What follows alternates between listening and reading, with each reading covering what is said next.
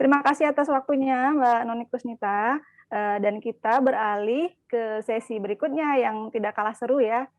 Jadi ini terkait dengan yang lebih spesifik lagi, yaitu hoax tentang kesehatan. Dan untuk ini kami persilahkan Dr. Adinda Maharani, dokter spesialis gizi klinik di RSUD Depati Hamzah Pangkal Pinang, untuk memaparkan materinya terkait dengan gizi, kesehatan, dan hoax di media sosial. Kepada Dr. Adinda, kami persilahkan. Mungkin Mbak Fitri bisa di-share screen materi dari Dr. Dinda. Baik, terima kasih Mbak Fitri. Baik, kedengaran suara saya ya? Terdengar jelas, dokter. Oke. Terima kasih Mbak Fitri sudah di-sharing screen-nya. Assalamualaikum warahmatullahi wabarakatuh. Waalaikumsalam warahmatullahi wabarakatuh. Selamat sore dan salam sejahtera untuk semua pembicara. Ada Pak Kabid, Pak Hari, kemudian ada Prof. Rahman, Bu Noni, Mbak Ella, dan Pak Rosidin. Mungkin pada kesempatan kali ini saya akan menyampaikan materi mengenai COVID-19 pandemi, stress effect, dan nutrition management. Mungkin saya langsung aja Mbak Ella ya. Saya mulai saja langsung. Baik, silahkan dokter. Oke, slide. Ya, ini gambar yang sudah sangat kita kenal ya waktu awal pandemi terjadi. Ini ada fenomena masker kosong, kemudian hand sanitizer kosong. Kalaupun ada juga harganya sangat melambung tinggi ya. Kemudian slide. Ini yang baru kemarin terjadi ya, belum lama ini. Jadi saya sendiri sih belum pernah mendengar ya ini hoax berita apa yang keluar kok sampai heboh seperti ini. Ada produk susu yang mungkin dibilangnya super atau bagaimana ya sampai panic buying seperti ini. Oke, slide. Oke, untuk ini antara lain latar belakang terjadinya panic buying, nanti mungkin bisa dijelaskan lebih lanjut sama Mbak Ella mungkin ya. Untuk panic buying sendiri, dia multifaktorial. Ada faktor primer, faktor sekunder, dan faktor tersier. Faktor primernya antara lain adanya faktor pencetus, pada dalam hal ini yaitu COVID-19 itu sendiri. Kemudian sekunder ada psychological reaksi dari masing-masing masyarakat, masing-masing personal. Kemudian ada sistem informasi dan social political influence. Ini mungkin lebih kepada media sosial ya.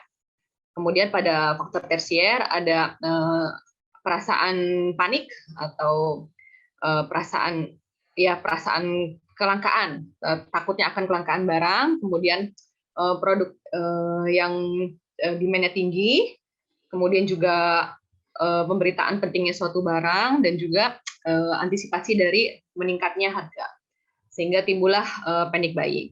Slide. Dari panic buying tersebut, tadi kan disebutkan ada psychological effect dari masing-masing personal. Ini yang melatar belakanginya biasanya adalah stres ya. Apa sih efek stres itu sendiri dari segi penyakit?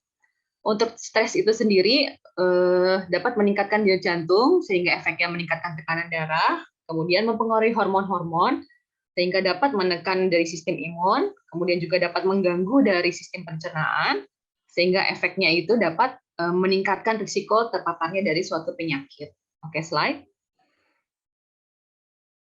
Apa efek stres pada tubuh kita? Yang pertama, dia mempengaruhi mood. Jadi kita dapat terjadi depresi, kemudian kita lebih sensitif atau mudah marah atau irritability, kemudian rasanya badannya lelah, kemudian gangguan tidur, sakit kepala, dan gangguan mental seperti kecemasan dan juga panic attack, ya termasuk tadi panic buying itu ya. Kemudian pada jantung, efeknya apa? Yaitu tadi meningkatkan jantung, meningkatkan tekanan darah, juga meningkatkan serangan jantung pada pasien-pasien dengan riwayat sakit jantung. Untuk sistem imun sendiri juga bisa mempengaruhi, bisa menekan sistem imun, kemudian juga mengganggu dari sistem pencernaan, bisa menimbulkan meningkatnya asam lambung, sehingga menimbulkan keluhan seperti nyeri perut atau mual, muntah ya. Kemudian pada otot-otot juga menimbulkan rasa nyeri dan sendi-sendi juga nyeri. Oke, slide. Ya, slide. Ya, untuk COVID-nya aja mungkin saya cuma singkat aja ya, COVID-19 atau Coronavirus Disease 2019. Pertama terdiagnosis tahun 2019, merupakan gejala penyakit yang sama dengan SARS atau Severe Acute Respiratory Syndrome, yaitu penyakit saluran pernafasan akut akibat dari SARS-CoV-2. Oke, lanjut. Ya, apa saja gejalanya? Ya, saya yakin audiens juga sudah tahu ya gejalanya, antara lain karena sudah banyak dibahas juga mungkin ya. Untuk gejala ringan, memang setiap orang tidak sama ya, tapi ini kurang lebihnya beberapa terkadang muncul seperti demam, kemudian batuk, kemudian rasa lelah, rasa lemah, kemudian anosmia atau hilangnya perasa atau penciuman. Kemudian ada juga nyeri telan, sakit kepala, diare, kemudian konjungtivitis atau mata merah. Gejalanya umumnya sama seperti orang sakit flu biasa sih, kalau memang ringan. Kemudian yang beratnya bisa sesak, kemudian akibat sesak itu jadi confusion atau bingung, kemudian kesulitan berbicara, dan juga ada keluhan nyeri dada. Ya, lanjut. Nah, tadi kita bicara juga tentang sistem imun yang bisa dipengaruhi. Sistem imun tubuh itu ada apa saja? Sistem imun tubuh itu ada yang secara garis besarnya ada sistem imun innate dan sistem imun adaptif. Oke, lanjut. Apa ya sistem imun innate itu? Sistem imun innate atau sistem imun bawaan merupakan mekanisme dari organisme mempertahankan diri dari infeksi organisme lain. Jadi dia akan timbul langsung beberapa saat setelah terpapar hampir semua jenis patogen. Sedangkan yang adaptif merupakan respons spesifik terhadap antigen tertentu dan lebih efektif melawan infeksi karena sudah terpapar sebelumnya. Oke, lanjut. Nah, ini bagaimana menjaga sistem imun tubuh kita. Salah satunya adalah dengan diet yang seimbang, kemudian juga konsumsi vitamin dan suplemen, kemudian penuhi kebutuhan air setiap harinya, kemudian minimize stres atau kelola stres kita, kemudian cukup tidur, kemudian hindari konsumsi alkohol dan merokok, kemudian jaga kesehatan dari saluran pencernaan kita, dan juga olahraga secara rutin. Oke, lanjut. Apa ya itu yang dimaksud dengan diet yang seimbang atau pola makan seimbang, gizi seimbang? Lanjut. Diet yang seimbang, maksud dari diet seimbang adalah makan dengan berbagai macam makanan dan juga dibantu dengan kebutuhan cairan dan menjaga berat badan tubuh tetap ideal. Jadi dari diet seimbang itu akan menyediakan seluruh zat gizi yang dibutuhkan oleh seseorang, tapi tidak melebihi dari kebutuhan kalorinya per harinya. Jadi tidak over dari kalori ya. Jadi tetap menjaga berat badan kita tetap ideal. Lanjut. Nah, ini kurang lebih gambarannya seperti ini untuk diet seimbang.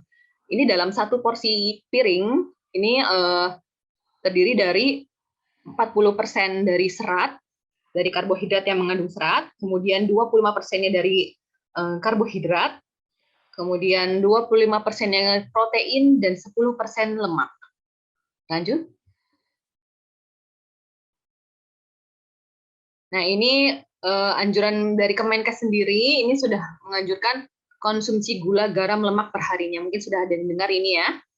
Untuk gula, ini untuk orang yang sehat ya, tidak ada penyakit lain atau tidak ada komorbid lain. Yaitu untuk gula sekitar 4 sendok makan atau 50 gram per harinya.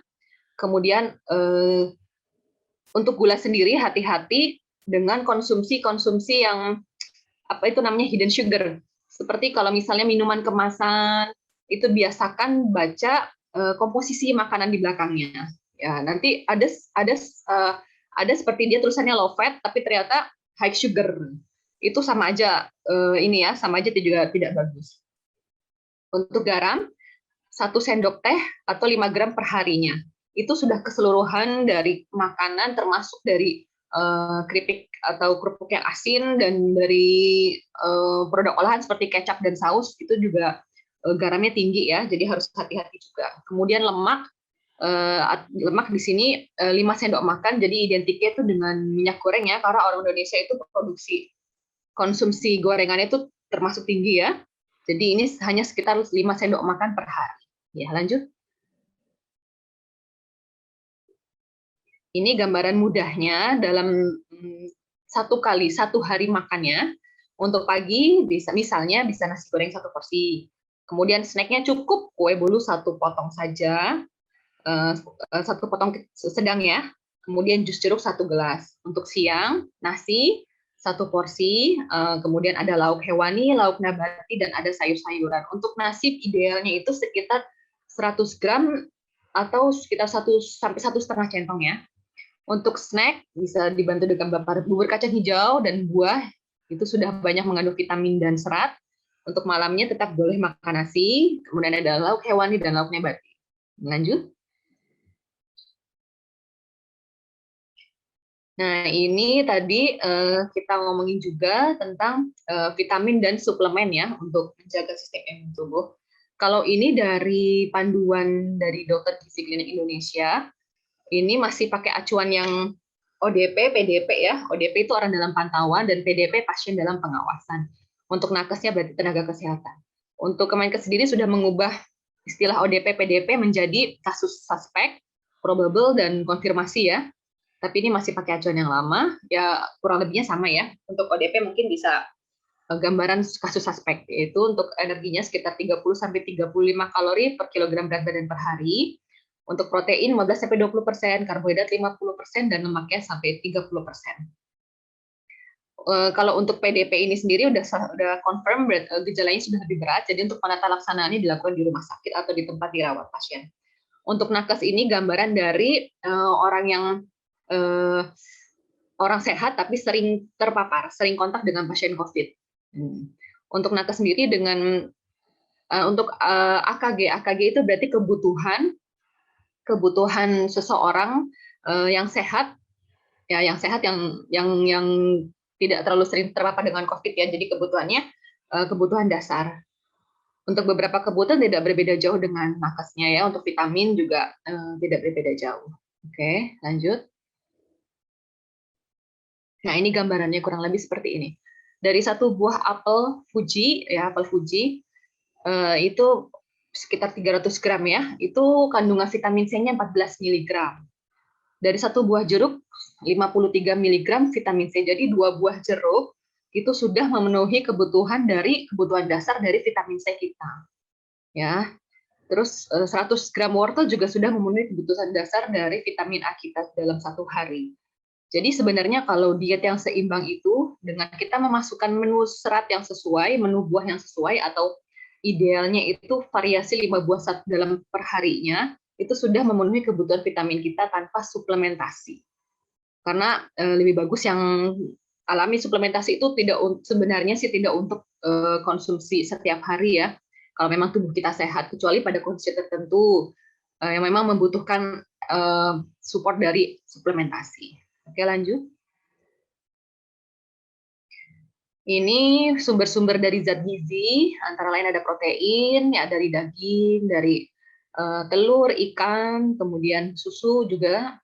Untuk vitamin A, ada sayuran berwarna merah dan oranye. Vitamin C, ada jeruk tadi yang tinggi ya, stroberi, brokoli. Untuk vitamin D, ada ikan laut, susu telur.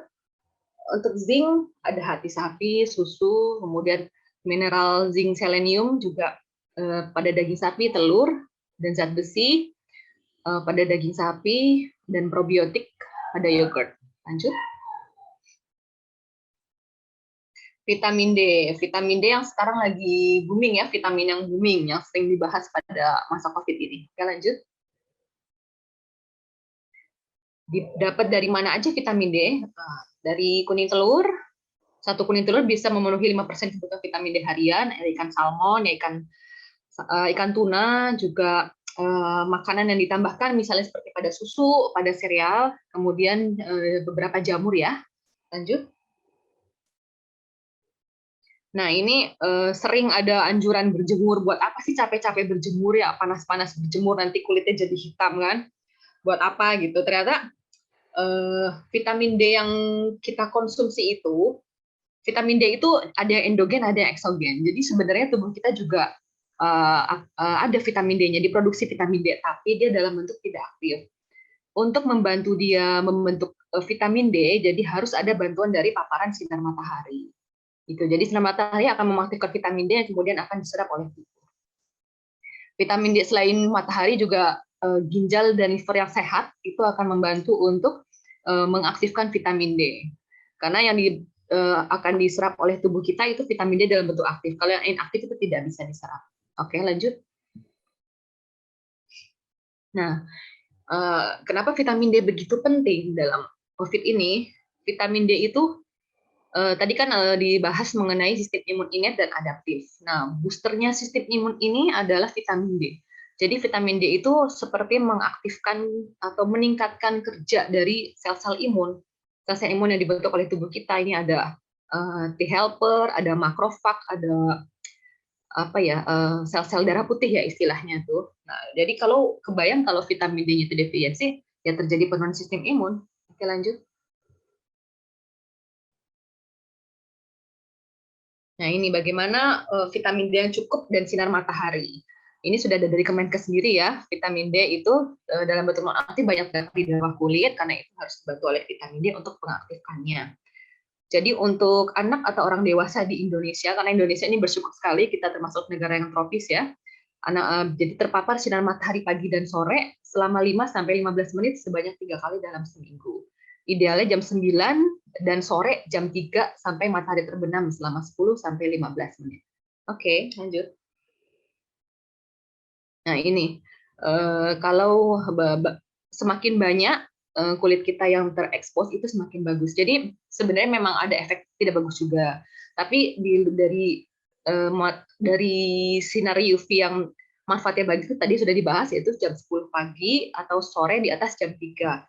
Itu sinar UV-nya lebih bermanfaat. Kalau di luar jam itu mungkin ada efek buruknya juga ya. Jadi yang semakin bagus ini yang sekitar 80% pemaparan. Untuk ibu-ibu yang takut mukanya berbintik-bintik apa tuh namanya tuh bintik ini ya freckles ya. Dark spot, dok. Ada.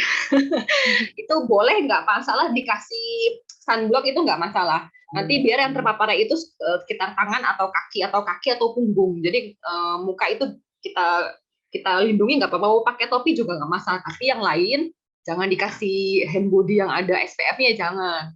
Jadi biarin mukanya jadi lindungin, tapi untuk daerah tangan, punggung, dan kaki harus kita paparkan. Oke, lanjut. Nah, ini tadi yang saya nggak tahu bagaimana ceritanya kok bisa heboh kayak gitu. Sebenarnya kandungan susu semuanya itu sama, mau merek apa saja juga sama. Jadi hati-hati dengan berita-berita tadi hoax yang sudah dibahas oleh Pak Kabit ya. Itu hati-hati mencernanya. Kalau ada yang bisa ditanya, silahkan ditanya. Jadi untuk kandungan susu itu sama, hampir semua sama. Tidak ada makanan super. Tidak ada makanan super yang bisa menyembuhkan suatu penyakit, itu tidak ada. Jadi semuanya itu kombinasi variasi dari berbagai macam makanan. Jadi tidak hanya satu makanan, tapi kombinasi. Makanya itu tadi dibuat disebut namanya diet seimbang. Karena variasi makanan itu akan menyatukan berbagai berbagai khasiat dari makanan tersebut. Ya, sama seperti susu ini. Sebenarnya kandungannya kan sama ini ya, tidak ada yang berbeda. Oke, lanjut. Oke, ini salah berbagai cara untuk memanajemen stres ya, meminimais stres bisa diterapkan mungkin ya. Salah satunya ya sering kontak dengan keluarga, sering berbicara, sering sharing gitu. Jadi lebih banyak menghabiskan waktu bersama keluarga. Kemudian tadi healthy lifestyle, jadi makan makanan yang gizi seimbang. Kemudian juga hindari merokok dan alkohol karena merokok dan alkohol itu berpengaruh terhadap emosi dan juga pada kesehatan tubuh kita. Kemudian juga hati-hati dalam menyaring informasi, lebih membuka situs yang terpercaya seperti misalnya Kemenkes atau WHO. Kemudian kurangi suruh bikin video awak tadi yang pertama nggak nyimak. Kurangi untuk konsumsi seperti media-media sosial atau TV atau yang saring sebaik mungkin. Kemudian juga habiskan hobi, misalnya melukis atau olahraga juga bisa merupakan salah satu dari pengurang stres ya. Oke, lanjut.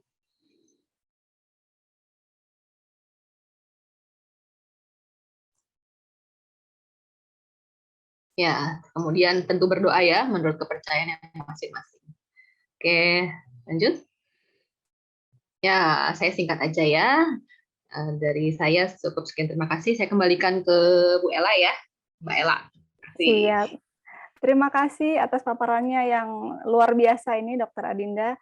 Mungkin dari para peserta ada yang ingin bertanya, silahkan bertanya di kolom chat, begitu. Dan kemudian jangan lupa untuk mengisi absensi di link yang sudah disediakan di kolom chat. Nah, seperti yang sudah dipaparkan oleh Dr. Adinda, banyak sekali sebenarnya fakta-fakta yang harus kita ketahui terkait kesehatan, begitu. Dan memang di masa pandemi COVID-19 ini ada dua sisi ya dok ya. Jadi ada tantangan sekaligus ada peluang begitu. Jadi tantangannya adalah bagaimana informasi hoax terkait kesehatan itu begitu masif di media sosial sampai-sampai kita bingung ini yang benar yang mana begitu. Tapi peluangnya bagi kita dan bagi teman-teman yang bekerja di bidang kesehatan ini berarti ada peluang untuk menjelaskan seperti yang dokter lakukan saat ini begitu, untuk memberikan sebuah literasi sains dan juga literasi terkait kesehatan begitu kepada teman-teman dan ibu-ibu yang ada di sini. Jadi beruntung sekali ya ibu-ibu yang ada di sini mendapatkan informasi yang lengkap dari Dokter Adinda. Adapun dari sisi komunikasi, kadang kita suka bertanya seperti yang dibahas oleh Pak Kabid di awal tadi ya. Bagaimana orang bisa, bahkan orang yang terpelajar bisa percaya dengan hoax, dengan propaganda. Mungkin nomor 4 dulu, Mbak Fitri. Nah, disinilah peran dari kita memahami apa sebenarnya dimensi dari komunikasi dan efek-efeknya begitu. Jadi komunikasi, terutama komunikasi massa yang beredar di media sosial begitu ya, ini mempengaruhi 3 dimensi, yaitu kognitif, afektif, dan konatif. Lalu kemudian ada gradasi intensitas komunikasi yang juga tadi sudah dijelaskan oleh Pak Kabir begitu ya, bahwa ada gradasi intensitasnya yang kemudian membuat orang kemudian percaya pada unsur non-fakta yang disajikan. Ini masuk dalam gradasi keempat, yaitu terkait dengan propaganda. Jadi propaganda ini berisi informasi, betul, ada informasi. Lalu ada penjelasan, kemudian ada persuasi atau bujukan. Nah, unsur non-fakta ini terkadang diselipkan begitu, Dok. Jadi misalnya ada informasi kesehatan tentang vitamin D. Vitamin D memang fungsinya 1, 2, 3, 4 dijelaskan begitu. Tapi kemudian di akhir cerita dari hoax itu ada anjuran untuk mengkonsumsi vitamin D sekian IU begitu ya, yang sangat tinggi yang sebenarnya bisa meracuni. Nah, itu kan ada unsur non fakta di situ yang kadang-kadang bercampur dengan fakta yang membuat masyarakat awam menjadi bingung gitu. Lalu kemudian next Mbak Fitri. Nah, kenapa begitu? Karena propaganda atau unsur hoax ini memang fungsinya adalah memanipulasi emosi yang kemudian mempengaruhi opini publik. Dalam teori psikologi yang dokter mungkin juga tadi sudah jelaskan ya sedikit begitu, bahwa manusia ini cenderung ada rasa cemas menghadapi situasi yang tidak dikenal. Jadi misalnya ibu-ibu di sini baru tahu nih ternyata vitamin D itu bisa menambah imunitas begitu, bisa mengakselerasi kinerja sel-sel tubuh untuk imunitas begitu. Tapi kan tidak tahu detail, tidak seperti Dokter Adinda yang mengerti pengetahuannya detail begitu. Nah, di saat ada berita dari yang kita anggap kita percaya begitu, ada influencer di media sosial mengemukakan soal vitamin D, tapi kemudian ada influencer lain mengemukakan hal yang berbeda, tapi sama-sama orang itu sebenarnya kita percaya, kita menjadi bingung. Lantas kemudian ada semacam disonansi kognitif yang dalam teori psikologi itu kemudian membuat kita mencari solusi yang cepat begitu, bagaimana supaya ketidaknyamanan itu berubah menjadi nyaman. Nah, itu yang kadang-kadang jalan keluar, way out-nya itu tidak logis begitu. Tidak logisnya dalam artian dengan pengetahuan yang minim kita kemudian memilih solusi yang akhirnya kita terjebak pada informasi hoax. Nah, itu yang menarik. Kemudian lanjut, Mbak Fitri. Di sini tadi Pak Kabis sudah menjelaskan tentang firehouse gitu ya. Nah, di sini ada lebih detail lagi, ada name calling, ada glittering, ada testimonial. Ini teknik-teknik propaganda yang harus kita tahu agar kita tidak terjebak dengan informasi hoax, terutama terkait dengan kesehatan. Jadi bisa kita lihat, mungkin next Mbak Fitri, contoh-contohnya di bidang kesehatan ya. Nih, misalnya seperti ini, Dokter Adinda. Jadi name calling ini bisa masuk antara elit global, begitu ya. Jadi kerjasama antara WHO, begitu kan, dengan yang lain, kemudian membuat depopulasi, begitu. Lalu ada name calling juga terkait anti-Islam. Kemudian di COVID-kan ini, Dok. Ini yang sering sekali terdengar di masyarakat. Bahwa di saat masuk ke rumah sakit, kemudian pasien di COVID-kan. Lalu lanjut berikutnya. Nah, ini juga, Dok. Jadi di berita terutama di media sosial WhatsApp, ini sering sekali beredar tentang informasi-informasi yang sepertinya meyakinkan sekali, informasinya dari luar negeri, dari Rusia, dari negara Swedia, Korea Utara gitu. Tapi intinya sebenarnya ini adalah hal yang sulit kita konfirmasi karena pada dasarnya media non bahasa Inggris gitu. Jadi kita sebagai warga gitu, kita memiliki keterbatasan untuk mengkonfirmasi atau yang dibilang Pak Kabit tadi tabayun gitu ya. Nah, pada akhirnya pilihannya adalah kita percaya atau kita mengabaikannya begitu. Nah, ini yang nomor 3 juga sering terjadi kan, Dok ya. Jadi tidak ada satu kasus kematian COVID yang ada di rumah yang itu menunjukkan bahwa pasien itu di-COVID-kan begitu. Lanjut, next, Mbak Fitri. Ini juga seakan-akan ada testimonial dari Najwa Shihab, lalu dari dokter, dari ID, begitu, lalu dari mantan Menkes. Ini yang kadang-kadang membuat kita sebagai awam, sebagai publik itu seperti tenggelam dalam lautan informasi, begitu, Dok. Nah, ini terkait hal ini bagaimana Dokter Adinda ini dan rekan-rekan sejawat di kedokteran begitu untuk mengatasi lautan informasi hoax ini, terutama terkait kesehatan, Dok. Oh iya, oke. Mungkin dari yang di COVID kan itu mungkin ya, atau bagaimana? Oh, boleh. Boleh. Kalau dari pengalaman saya pribadi, dari pengalaman saya selama kerja di rumah sakit, juga teman-teman saya yang selama kerja di rumah sakit ya. Jadi ini berdasarkan pengalaman saja. Jadi kalau pasien COVID itu sendiri, untuk keluar diagnosa COVID itu harus terbukti dengan hasil PCR swab COVID. Atau bisa juga probable, pasien dengan diagnosa probable COVID atau suspek COVID.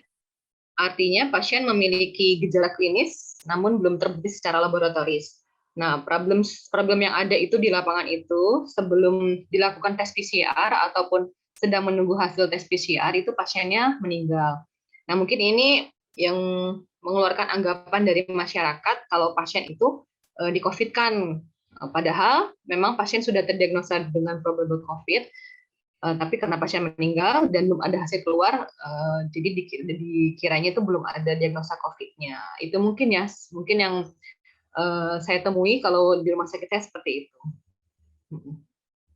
Baik, kalau terkait dengan suplemen atau vitamin gitu, Dok. Jadi kan banyak beredar di media sosial gitu. Jadi informasi kalau harus mengkonsumsi vitamin C 2 jam sekali yang dosis tinggi begitu. Nah, itu bagaimana kita memilih bahwa informasi itu walaupun sebagian mengandung kebenaran begitu, tapi kita mengkonfirmasi itu bahwa oh ini hoax begitu. Iya, oke. Sebenarnya kalau informasi seperti itu ditelusuri benar apa enggaknya memang sulit ya. Jadi sebenarnya tetap harus konsultasikan secara langsung dengan dokter yang berkaitan. Gitu. Kalau dari kami dari dokter sendiri itu kita punya acuan sendiri. Kita punya guideline sendiri untuk mengeluarkan literatur seperti itu. Jadi nggak sembarang harus ada bukti ilmiahnya juga, harus ada evidence base-nya juga gitu. Jadi ya kecuali memang dari berita itu kita kenal ya, siapa yang mengeluarkannya kita kenal, terus kita konfirmasi langsung kepada beliaunya, itu mungkin lebih pasti. Tapi kalau tidak jelas itu beritanya dari siapa, atau hanya berdasarkan WA broadcast saja, itu jangan ditelan mentah-mentah. Tetap bagusnya konsultasikan dulu kepada dokter yang terkait. Baik, sangat menarik ya dok ini karena memang di masa pandemi ini seakan-akan banyak orang tiba-tiba menjadi ahli kesehatan gitu dok ya. Bahkan influencer yang sebenarnya basicnya bukan kesehatan, kemudian dia berbicara tentang kesehatan. Nah berarti intinya adalah meskipun dia influencer, kita tetap harus konfirmasi ke ahli kesehatan begitu dok ya? Betul betul. Sekarang kan akses juga ada seperti Halodoc, yaitu bisa lah itu kalau bisa digunakan lah sebagai media untuk menanyakan. Iya, jadi sebagai netizen yang cerdas kita juga harus bisa mencari kanal konfirmasi begitu dok ya. Nah mungkin untuk slide ke-12 Mbak Fitri bisa dipaparkan, ditayangkan. Ini saya juga ingin memberikan sedikit masukan di bidang komunikasi begitu ya dok. Jadi bagaimana kita bisa sebagai netizen kita bagaimana cara kita untuk mengetahui gitu, mengetahui bahwa ini adalah berita palsu dan bagaimana cara melawannya begitu. Karena kadang-kadang kita sendiri yang bisa dibilang memiliki pendidikan yang cukup tinggi, kadang suka terbawa begitu. Karena memang ada informasi-informasi yang seakan-akan betul. Nah, di sini dalam melawan berita palsu, dalam teori ekonomi kita bisa menggunakan teori retorika dari Aristoteles begitu. Aristoteles mengungkapkan bahwa kadang-kadang kita sebagai publik gitu mempercayai seseorang itu tidak hanya dari argumentasi dok, tapi juga bagaimana orang itu terlihat meyakinkan saat berbicara, kemudian kredibilitasnya terlihat oke gitu. Jadi kadang kita mengabaikan argumentasi yang salah karena kita terlanjur terbawa pada pikiran bahwa oh orang ini kredibel kok, orang ini cukup oke begitu. Nah, maka dari itu maka kita harus bisa melihat dari 3 sisi, yaitu dari sisi logika, dari sisi etika, dan juga dari sisi perasaan begitu. Dari sisi logika kita bisa melatih nalar kritis seperti yang dibilang dokter tadi. Kita harus mencari sumber-sumber yang terpercaya begitu, cross check, tabayun seperti yang dibilang Pak Kabid juga, meningkatkan literasi kita soal kesehatan, lalu literasi digital juga, dan di sisi lain gitu dari pihak tenaga kesehatan, juga pemerintah, media massa, ini saya tahu ada beberapa awak media yang hadir di webinar ini ya. Jadi media massa juga bisa ikut membantu gitu. Membantu untuk bagaimana narasi komunikasi terkait kesehatan itu bisa dikomunikasikan kepada publik dengan jelas. Memang sudah ada kerjasama dengan pemerintah ya dok ya, ada laman Hoaxbuster begitu kan. Ini cek fakta, laman cek fakta. Nah itu cukup membantu bagi masyarakat. Lanjut. Mbak Fitri, next.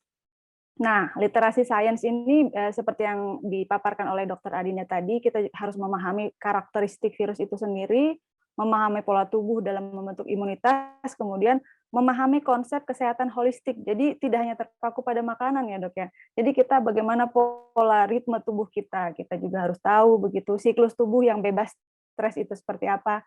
Lalu vaksin itu bukan obat, tapi pembentuk perlindungan tubuh dan tidak ada obat yang bisa menyembuhkan semua penyakit. Ya, jadi kira-kira itu yang bisa saya tambahkan dari sisi komunikasi kesehatan begitu. Jika ada yang ingin bertanya dari teman-teman dan ibu-ibu yang hadir di sini,